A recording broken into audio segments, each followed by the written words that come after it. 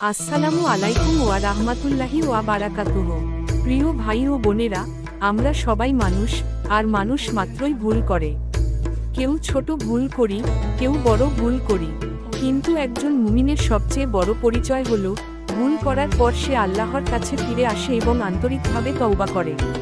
আল্লাহ তাআলা পবিত্র কুরআনে বলেন, হে আমার বান্দাগণ, যারা নিজেদের ওপর জুলুম করেছ, তোমরা আল্লাহর রহমত থেকে নিরাশ হও না। নিশ্চয়ই আল্লাহ সব গুনাহ ক্ষমা করেন।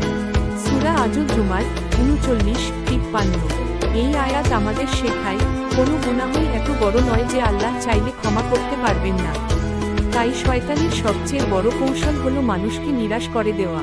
সে বলে, তোমার গুনাহ অনেক, তোমার ক্ষমা নেই। কিন্তু একজন মুমিন জানে, আল্লাহর রহমত তার গুনাহের চেয়েও অনেক বড়। তাই আসুন, আমরা আজই নিজের ভুলগুলোর জন্য আন্তরিকভাবে আল্লাহর কাছে ক্ষমা চাই। তওবার অর্থ শুধু মুখে আস্তাগফিরুল্লাহ বলা নয়, বরং গুনাহ থেকে ফিরে আসা, সেই ভুলের জন্য অনুতপ্ত হওয়া এবং ভবিষ্যতে তা না করার দৃঢ় সংকল্প করা। মনে রাখবেন, আমরা জানি না আমাদের জীবনের শেষ মুহূর্ত কখন আসবে।